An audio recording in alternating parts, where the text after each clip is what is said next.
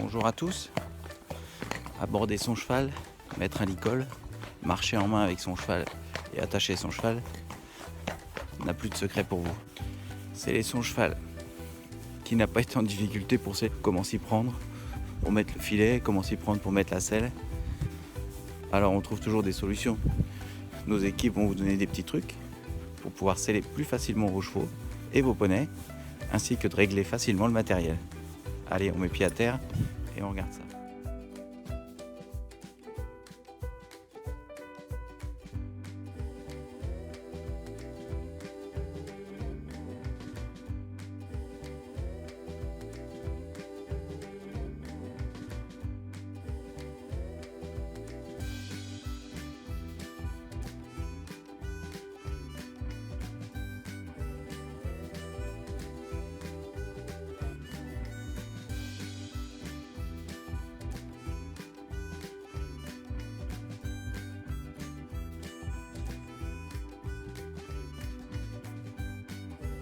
Pour sceller son cheval, il est préférable qu'il soit attaché dans son box ou dans un couloir.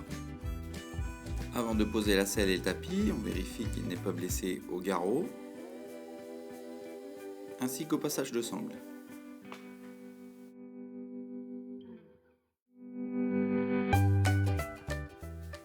Ensuite, nous posons le tapis de selle.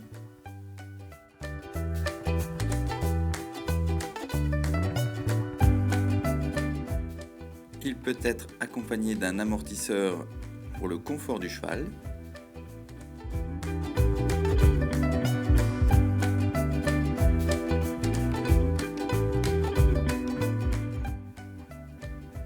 Ensuite, il faut poser délicatement la selle en prenant soin de dégager les tapis du garrot. On appelle ça dégarroter.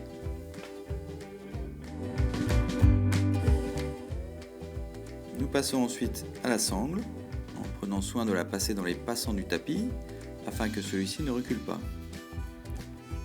Il faut choisir le premier contre-sanglon et le troisième. La petite partie en cuir carré s'appelle un couvre-boucle. Il va venir protéger les sanglons.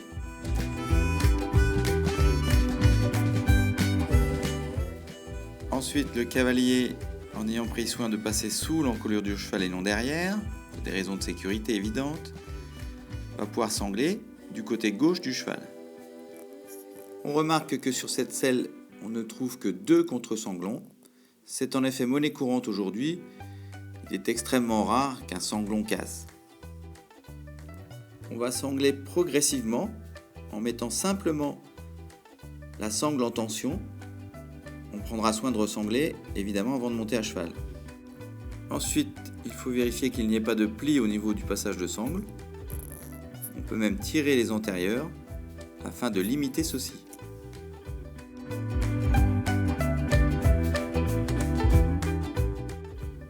Pour un poney, nous allons procéder exactement de la même façon. On commencera par le tapis, en prenant soin de lisser bien les poils en dessous.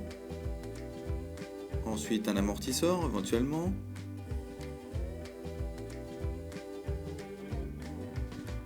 Et la selle, qui sera posée délicatement.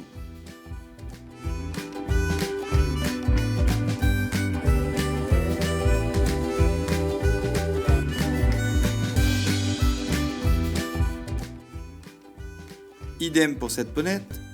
On remarque que celle-ci ne possède pas d'amortisseur. Pose la selle. Voici la croupière. On prend soin de bien dégarroter. Ah, bien dégarroter. Ensuite, la cavalière passe sous l'encolure du cheval pour aller de l'autre côté. Et attention à la sangle, de la faire descendre délicatement afin de ne pas blesser son cheval en la laissant tomber. On n'oublie pas bien sûr les passants. Cela évitera que le tapis recule pendant votre reprise, ce qui vous obligerait à descendre au milieu de votre leçon.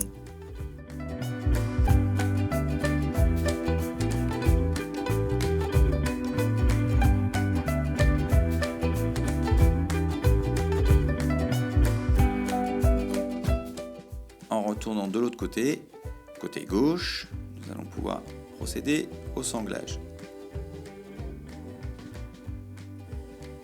Idem qu'à droite, on n'oublie pas les passants du tapis.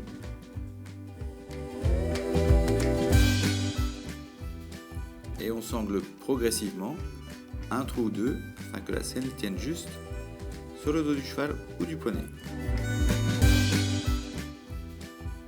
Certains chevaux ont tendance à gonfler au moment du sanglage. Il ne faut pas hésiter à forcer un petit peu, afin que la selle tienne bien sur le dos du cheval ou du poney.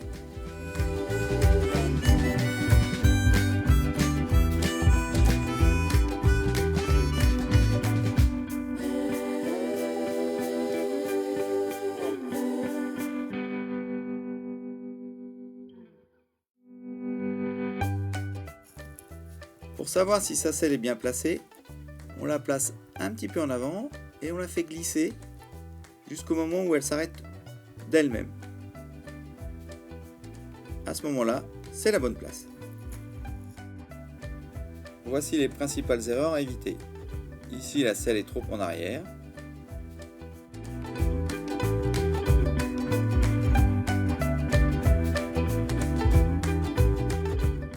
A l'inverse, elle est trop en avant sur le garrot. Une erreur courante aussi, le faux quartier replié sous la selle.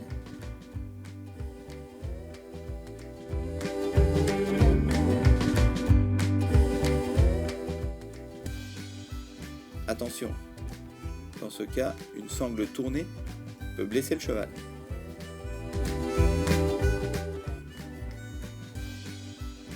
On remarque que cette sangle est élastique. S'il n'y a qu'un élastique, on le met que du côté gauche pour faciliter le sanglage une fois qu'on sera à cheval. Certaines sangles possèdent des petits anneaux sur le côté. Ils doivent être placés vers l'avant pour un enraînement.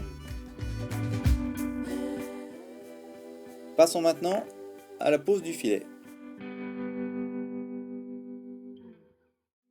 On commence par détacher le licol et l'attacher sur l'encolure du poney ou du cheval afin qu'il ne s'échappe pas. Ensuite, nous passons les rênes sur l'encolure. Ensuite, tout en gardant le filet dans les mains, nous allons présenter le mors à la bouche du cheval. Si celui-ci n'ouvre pas la bouche, passe le pouce juste à la commissure des lèvres afin de l'inciter à ouvrir la bouche. Une fois que le mors est dans la bouche, on passe les oreilles au-delà de la tétière. Revoyons l'action avec un cheval. On tient le filet d'une main, de l'autre on présente le mors et avec le pouce, on incite le cheval à ouvrir la bouche. Une fois qu'il a le mors dans la bouche, attention à ne pas lâcher le filet. Et ensuite, on passe les oreilles.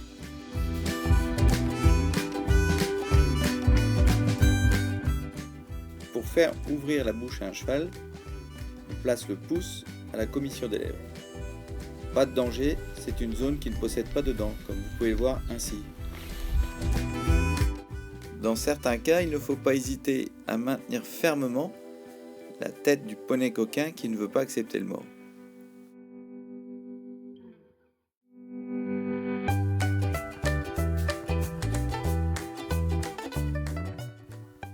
Une fois que les oreilles sont passées, il ne faut pas hésiter à dégager le toupet, la partie de crinière qui est sur l'avant de la tête. Ensuite, nous pouvons passer à la muserolle, qui doit être passée en dessous des montants, comme ceci, et pas trop serré, qu'on puisse passer 2 doigts entre la tête du cheval et la boucle de la muserolle. Ensuite, la sous-gorge doit être assez lâche. On doit pouvoir passer le poing entre la gorge et le cuir.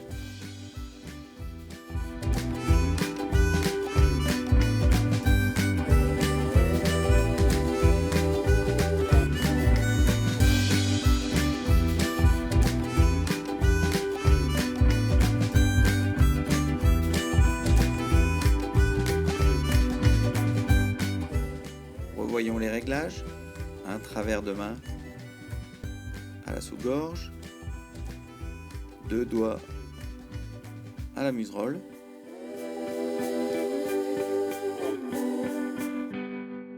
La hauteur du mors se règle aussi. Ainsi, nous devons voir 2 plis à la commissure des lèvres. Dans ce cas, le mors est bien réglé.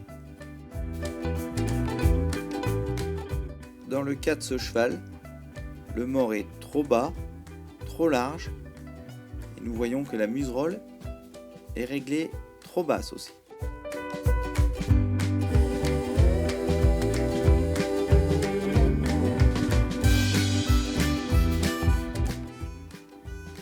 Ainsi, la muserolle doit se placer à 2 doigts de l'arête zygomatique.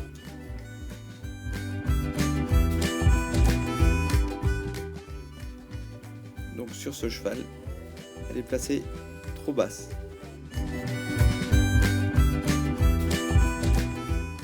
Merci à toutes nos équipes pour les vidéos. Nous espérons que cela vous facilitera la tâche pour votre prochaine reprise. N'oubliez pas de vous abonner et nous vous donnons rendez-vous la semaine prochaine. Au revoir.